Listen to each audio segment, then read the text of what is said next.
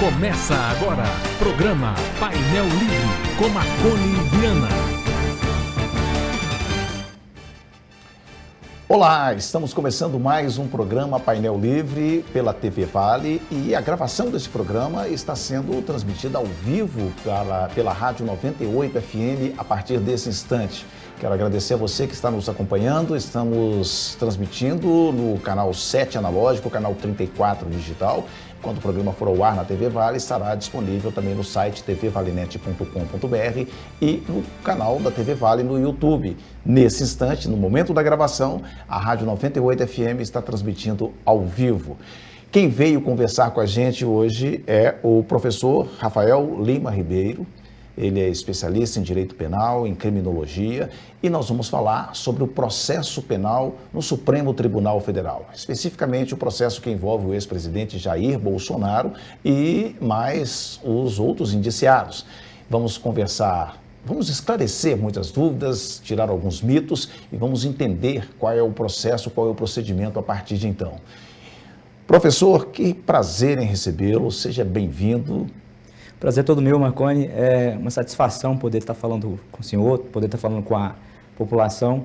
Eu acho que a universidade ela precisa dialogar, de fato, né, com a sociedade, instruir, aprender com a sociedade também. Esse é um grande processo. Espero que nós possamos aqui esclarecer o que for necessário e possível. Bom, vamos começar aqui falando sobre as acusações, né, que estão pesando contra o ex-presidente Jair Bolsonaro no processo penal que tramita lá no STF. Quais são as acusações? A petição 12.100 no STF, ela propõe a denúncia contra o ex-presidente Jair Bolsonaro pelos crimes de abolição violenta do Estado Democrático de Direito, pelo crime de golpe de Estado, pelo crime de dano qualificado, pelo crime de deterioração de patrimônio tombado e o mais significativo de organização criminosa armada, sendo ele imputado como líder dessa organização criminosa. Tá, isso, trocando em miúdos, é tentativa de golpe. Tentativa de golpe, é isso? De fato. Para que as pessoas entendam. Eu estava acompanhando o dia da aceitação ou não da denúncia, que muita gente achava que o ex-presidente já ia sair preso de lá, e não é nada disso, era só se ia começar o processo ou não. Mas, com a devida vênia, né, me permita sempre discordar do discurso do Alexandre de Moraes. Ele falava que não existe duplo grau no caso do processo no STF. Qual que é a sua opinião com relação a Vamos isso? lá, vamos entender então um pouco do procedimento. O que é o duplo grau? Claro. Vamos primeiro partir, antes de enfrentar diretamente a pergunta, para partir de alguns pressupostos. A denúncia ela é o ato inicial, de início de um processo penal. A denúncia é o nome técnico que a gente dá para uma peça que é feita pelo Ministério Público, no caso, Ministério Público Federal, pela Procuradoria Geral da República. O Paulo Gonet, o Procurador-Geral da República, ele propõe essa denúncia. Inicialmente, é necessário que a gente tenha mínimos elementos, né, um standard probatório, como diz, as provas necessárias são ainda indiciárias, mínimos portanto, mínimos indícios de autoria e materialidade para que seja recebida essa denúncia para iniciar um processo penal. No caso do duplo grau de jurisdição, a gente já está falando, por exemplo, de, em havendo uma condenação, o ex-presidente ou qualquer dos réus poder recorrer a uma instância superior. Em regra, Marconi, tem até uma expressão muito interessante que fala de foro privilegiado, né? A gente ouve muito falar, mas na verdade acaba sendo um foro desprivilegiado, né? Porque aqueles que têm esse foro por prerrogativa de função, por exemplo, ex-presidentes, ministros, etc., eles são julgados pelo Supremo Tribunal Federal e o Supremo Tribunal Federal fixou já há mais tempo um entendimento de que, como é de competência originária esses processos pelo Supremo Tribunal Federal, não cabem recurso a outros órgãos. É um posicionamento, por exemplo, que eu divirjo, mas o entendimento é que não há a previsão do duplo grau de jurisdição como um princípio na Constituição Federal. Quando eu disse que, com toda a vênia, para poder discordar, é porque eu entendo que grau é uma coisa, instância é outra. né? Grau tem a ver com a questão processual, instância e hierarquia dentro das instituições. Mas aí é um entendimento, né, de que diferencia um pouquinho. Eu até divirjo, de fato, né, da impossibilidade Porque há recurso. de duplo grau de jurisdição. Há possibilidade de recurso, exatamente. Recurso para turma, recurso para pleno. Primeiro grau, mais última instância. É uma questão mais técnica, né? Muita gente tem dúvidas sobre isso. A gente tem uma distinção entre instância e entrância, né? Entrância é o grau de importância geopolítica da comarca, né? Por exemplo, a entrância de Diamantina, a entrância de Uberlândia, de Belo Horizonte. Agora, a instância, de fato, tem a mesma similitude. A grau vai significar, né, o foro de julgamento inicial. Então, a gente poderia ter a primeira instância. No caso, se questiona, inclusive, se deveria ser para a Justiça Federal ou para algum juiz estadual de Brasília, né, na primeira instância, tal qual aqui em Diamantina ou em outra comarca, ou se seria por competência originária no Supremo Tribunal Federal. O Supremo, então, fixou há mais tempo, né, que esses processos são de competência do próprio Supremo Tribunal Federal. E aí, nesse caso, como de competência originária, os processos penais no Supremo Tribunal Federal não possuem duplo grau de jurisdição. Eu discordo disso, né? Entendo que, ainda que não esteja previsto como um princípio na Constituição, os princípios não são expressos, né? Não são necessariamente descritos, eles podem decorrer de toda uma sistemática jurídica. Bom, essa foi uma das discussões, né? Um dos argumentos preliminares da defesa, que se seria lá no Supremo ou se seria no primeiro grau, na Justiça Comum, né? Na Justiça Federal. Foi uma das discussões. Mas vamos lá. Agora, vou usar sempre o termo Bolsonaro, porque é como as pessoas estão entendendo, né? Claro. Existem mais réus junto com ele. Mas como ele se tornou réu, o que acontece a partir de então? Qual que é o rito agora? Então, nós vimos, né, um processo muito significativo, de grande importância, mas o Supremo Tribunal Federal também se debruçou, né, de vários processos de significativa importância. A Lei 8.038 de 90, ela estabelece, né, o rito dos processos penais de competência originária, assim como também, subsidiariamente, o regimento interno do Supremo Tribunal Federal e o Código de Processo Penal. Em regra, nestes processos, desse rito especial no Supremo, nós temos a apresentação da denúncia, depois a gente tem os debates em plenário, como ocorreu, recebe-se a denúncia ou não, recebida a denúncia, né? Cita-se os denunciados para as respostas, né, à acusação. Né? Depois disso, a gente vai ter o processo de instrução, né, produção de provas, que muitas vezes vão ser feitos com a presença de juízes, de instrutores, né, juízes que são designados pelos próprios ministros do Supremo Tribunal Federal. A gente imagina que nesse processo nós tivemos milhares de denúncias, né? Então, imagine o ministro tendo que ouvir, fazer instrução em todos aqueles processos. Então, conta com o apoio de vários outros juízes para fazer as inquirições, os depoimentos, etc. Depois disso, nós vamos ter ainda debates orais, nós vamos ter alegações finais e haverá uma decisão final. Antes disso, com também a possibilidade de os advogados, uma defesas muito qualificadas, a gente percebe, né, possam fazer também em plenário as suas defesas. Esse rito deve durar quanto tempo? É muito difícil. Se não fosse um julgamento com viés também político, né, com muitas influências políticas, ele duraria bem mais tempo. É muito difícil para qualquer advogado, Marco, a gente sabe muito bem, precisar a respeito de tempo do processo, né? Cada processo tem o seu tempo específico. Alguns acreditam que ainda este ano a gente poderia ter uma resposta, uma decisão final. Uma soma matemática de prazo indicaria que em alguns meses a gente já poderia ter uma resposta. O Supremo Tribunal Federal me parece compreender que já há um acúmulo, por exemplo, de decisões em processos similares a esse dos atos de 8 de janeiro. Então, boa parte das respostas, né, às questões já foram dadas nesses outros processos e elas são apenas rememoradas, né, ou ratificadas pelo Supremo Tribunal Federal no processo do ex-presidente. Então, por isso, há uma aceleração também.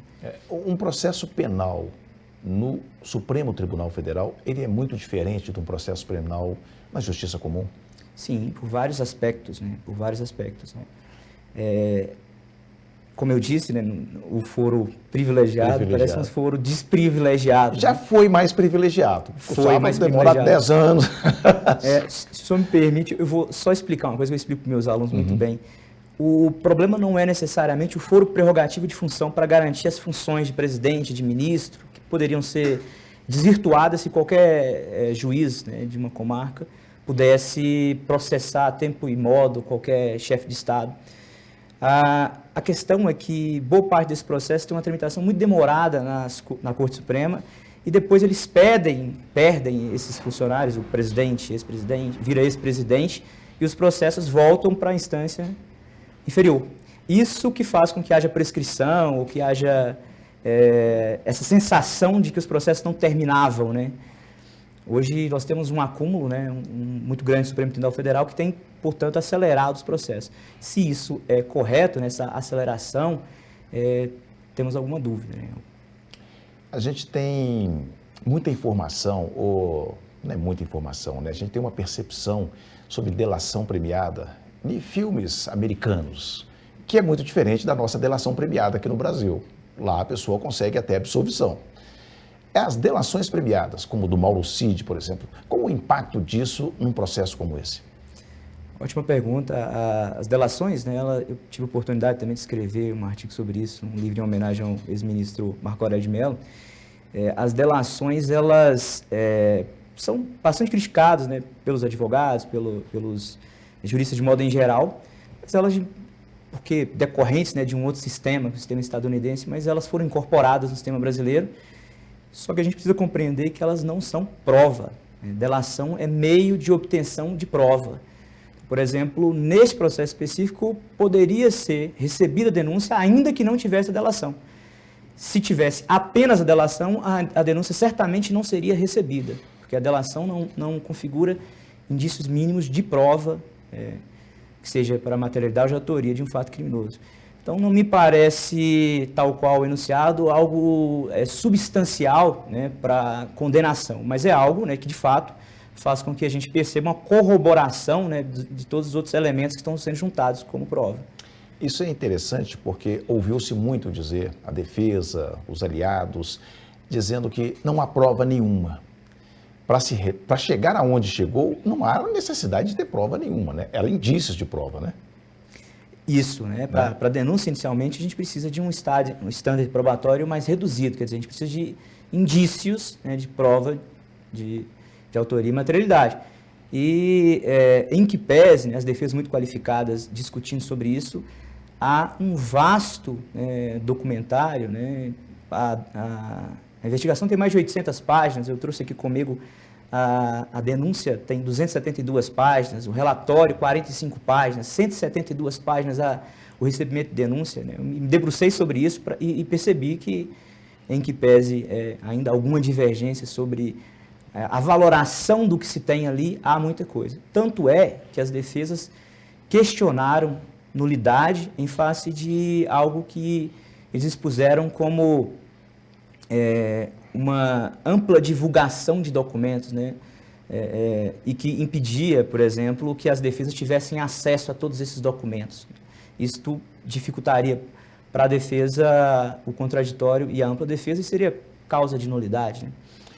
Eu estou tentando imaginar como é que é dentro da academia, dentro de sala de aula, a discussão sobre essa situação. Eu lembro quando eu estudava, né, era na época do mensalão.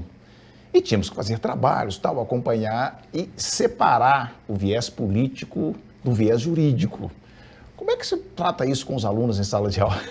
Então, Marconi, você falou do caso do mensalão. Quando eu falo, por exemplo, de duplo grau de jurisdição, o senhor me fez a pergunta aqui no começo, eu me reporto, por exemplo, à ação 470 e pergunto a alguns dos alunos se eles conhecem a ação penal 470. Ninguém conhece. Poderia perguntar aos alunos se eles conhecem a PET 12.100 do STF. Ninguém conhece. Se a gente fala o caso mensalão, se a gente dá uma capa aos processos e coloca nomes e nome de pessoas influentes, é evidente que há um interesse maior.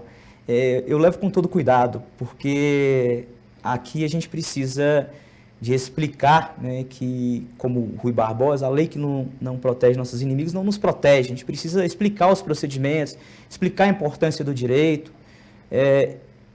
independentemente daquele que está sendo julgado, né?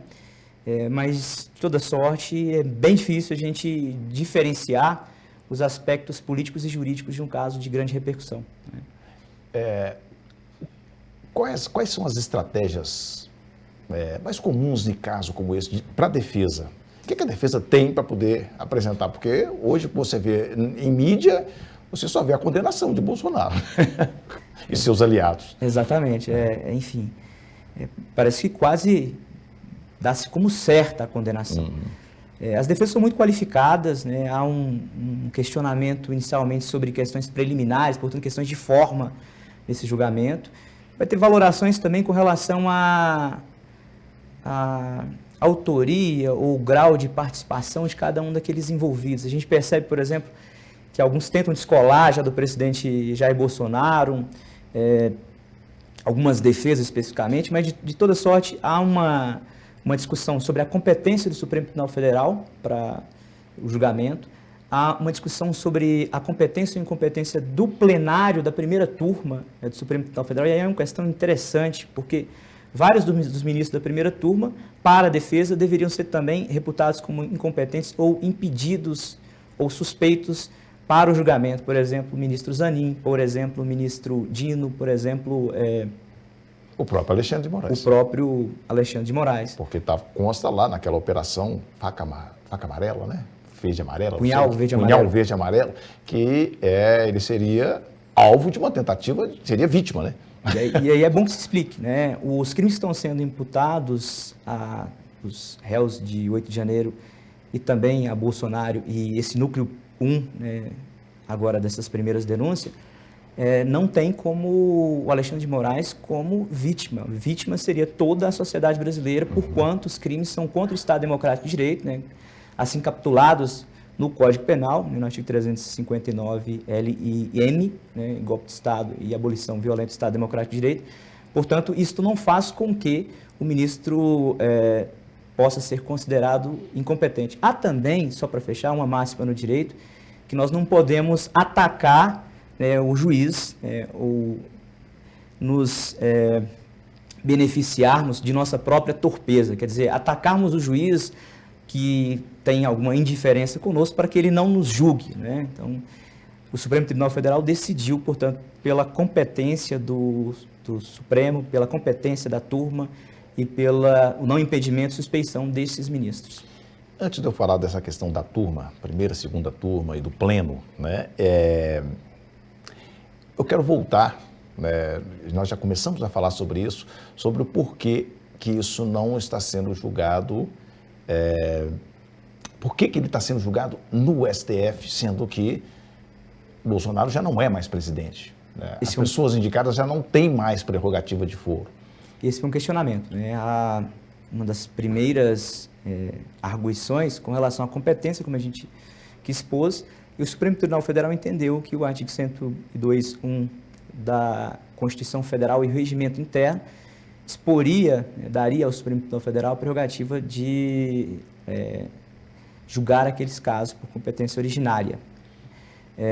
Muito se discute ainda sobre isso, mas o Supremo decidiu já em mais de 1000 decisões esta mesma temática, porquanto vários outros réus inicialmente também já foram condenados, né? Alguns fizeram acordos de não persecução penal, alguns poucos absolvidos. Então, essa questão para o Supremo está por demais decidida, né? Ainda que haja alguma possibilidade de divergência. Com relação a outras estratégias, né, a gente tem também questionamentos com relação à nulidade por violação ao contraditório, à ampla defesa. Alguns falam de uma técnica acusatória, o fishing expedition, né, que é a pescaria probatória, que estaria, por exemplo, se utilizou, por exemplo, de outros procedimentos para buscar provas que não existiam para determinadas condenações, document dumping, como eu tinha falado anteriormente, né, um volume gigantesco de documentos sem possibilidade de acesso às defesas, né. Todas essas teses foram analisadas e decididas, boa parte delas negadas pelo Supremo Tribunal Federal. Com relação à rejeição e não recebimento da denúncia, é uma parte ainda que, estrategicamente, boa parte das defesas nos processos comuns não adentram, né, para não adiantar teses defensivas, por exemplo, para a acusação. Como esse é um processo muito aberto, né, me pareceu desse julgamento já da denúncia, que as defesas anteciparam muito alguns valores, por exemplo, que o presidente da República não teria passado mensagem para qualquer que seja pessoa, não teria liderado qualquer tipo de organização, portanto, querendo já desvalorar algumas teses possíveis da acusação. Agora eu quero entender a primeira turma, segunda turma e o pleno. Por que isso está na primeira turma e não na segunda turma? Vamos entender cada uma delas. Perfeito, por distribuição, né? O processo geralmente é distribuído e foi para a primeira turma. Houve uma modificação recente no regimento interno do Supremo Tribunal Federal, a emenda regimental número 59, ela modificou, porque boa parte desses casos, Marconi, eles eram tratados no plenário do Supremo Tribunal Federal. O Supremo Tribunal Federal, na ação penal 470, no caso do mensalão, passou por uma situação traumática, no sentido de que, por mais de 6 meses, a Corte ficou inviabilizada, a Corte só tratava desse processo penal. E ela é uma Corte constitucional, tem que tratar matérias importantíssimas de controle de constitucionalidade, de outras matérias. E aí entendeu-se por bem, muito antes desses processos, por modificar o regimento para que as decisões penais fossem feitas pelas turmas, seja da primeira turma ou segunda turma, e não pelo plenário, porque inviabilizaria toda a estrutura do Supremo Tribunal Federal para esses casos. Bom, a gente já falou mais cedo, né, mais anterior aqui no nosso programa, sobre o foro privilegiado, que de repente pode não ser mais privilegiado, mas que antes os processos demoravam muito tempo lá no STF, era realmente privilegiado. A celeridade seletiva, no caso de políticos, você pega o processo do Lula, demorou 8 meses, já estava julgado em segunda instância, já estava condenado, e agora a gente está vendo mais uma vez um processo muito célere contra o ex-presidente Jair Bolsonaro. Essa celeridade seletiva, ela enfraquece ou fortalece a instituição? Uma excelente pergunta.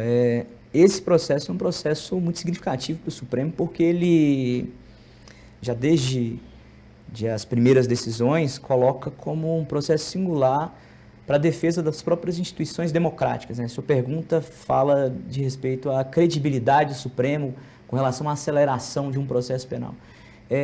Há um princípio constitucional, que é o princípio da duração razoável do processo, que se difere da ideia de celeridade, né? A gente vê muito a discussão sobre a rapidez ou não rapidez dos processos que são morosos. A gente tinha até no folclore jurídico, né, político brasileiro há muito tempo, um questionamento acerca de um procurador, engavetador-geral da República, né, no governo Fernando Henrique Cardoso. Os últimos procuradores gerais foram bem proativos, né, colocaram o Supremo Tribunal Federal em pauta. Mas se coloca também que uma justiça lenta é uma justiça falha, né? Me parece que a gente precisa de um equilíbrio, né? A Suprema Corte ela tem que julgar com serenidade e o que se requer é que o processo dure um tempo justo para que haja as defesas, para que haja uma boa discussão sobre a matéria. O Supremo Tribunal Federal me parece entender que o acúmulo que eles tiveram com esses outros grandes processos, com os traumas desses grandes processos, faz com que a gente tenha uma maior aceleração em todos os demais que virão. E especialmente porque, como eu te disse, várias questões que estão sendo questionadas pelos advogados do ex-presidente Jair Messias Bolsonaro e dos demais já foram decididas. Então, elas não precisarão mais de serem reanalisadas, elas podem ser ratificadas nesse processo. Deixa eu voltar aqui ao mundo acadêmico, ou talvez ao mundo jurídico mesmo, né, entre os colegas. Separar a sua ideologia ou o seu entendimento do que é justo, né, do que é justo, do que não é justo, na visão de cada um. O direito tem muito disso também. É muito difícil. E qual é a sua liberdade como professor dentro de sala de aula para poder conduzir isso de uma forma científica ou não, ou não científica? Eu acho que reafirmei hoje nas aulas iniciais, né, com os alunos de direito penal, que a sala de aula é um espaço de liberdade, é um espaço... E eu não faço isso por favor aos alunos ou por mero capricho, por imposição legal. O espaço de aula é um espaço que cada um tem para livre manifestar. Isto quem vai dizer, nossa própria Constituição, isso que vai dizer são os direitos humanos que legitimam essa possibilidade de cada um dizer o que quiser, confrontar o professor. Mas são esses mesmos direitos humanos, essa mesma lei que impõe os limites na sala de aula, o que um professor vai discutir, o que um aluno vai discutir. Então há uma necessidade de permear o direito de cátedra, mas permear também o pluralismo e a diversidade de ideias. Eu entendo que todos devem manifestar, confrontar e que nós precisamos trabalhar dentro da sala de aula de forma técnica, que os alunos tenham argumentos jurídicos para esse confronto. Então me parece que é um ambiente que, por mais que trate de questões inflamadas, questões políticas, que naquele espaço o único limitador da expressão dos alunos seja também o próprio direitos humanos, né? Respeito às minorias, respeito à diversidade, à democracia e às instituições. E tem sido muito acalorado esses debates? Nesse caso específico, por exemplo? Eu acho que sempre muito respeitoso, né? Eu sempre tive, na minha vida profissional, uma relação muito boa com os alunos, porque uma relação de saber, né, dos espaços, do que se pode discutir, como é que se dá a divergência. O que importa são os argumentos, né? O que importa, ao final, são os argumentos. Professor, eu acho que a gente prestou um grande serviço aqui hoje, entendeu? A gente está aqui chegando ao finalzinho do nosso bate-papo e a gente conseguiu desmistificar, a gente falou de uma forma bem técnica aqui, e eu gostaria de te agradecer e convidá-lo para estar mais vezes aqui com a gente e prestar esclarecimentos, né? Que o que a gente vê muitas vezes na grande mídia ou nas redes sociais é manifestação de opinião. E isso nem sempre se coaduna com a verdade, verdade dos fatos. Foi um prazer recebê-lo aqui, seja sempre muito bem-vindo, obrigado por atender o nosso convite. Eu que agradeço, Marconi, foi um prazer, uma tarde muito gratificante aqui, e poder também conversar, né, com a população de Diamantina e região. É um prazer. A gente está nesse instante da gravação desse programa, transmitindo ao vivo na Rádio 98 FM, para a posterior veiculação na TV Vale. Quero agradecer a você. Conversamos aqui hoje com o professor Rafael Lima Ribeiro, criminalista, professor de Direito Penal da Faculdade de Ciências Jurídicas da UENG, em Diamantina. E a gente falou aqui sobre o processo no STF das acusações contra o ex-presidente Jair Bolsonaro, trazendo uma prestação de serviço. Quero agradecer a você pela audiência. Amanhã estaremos de volta com mais um programa Painel Livre. Boa noite.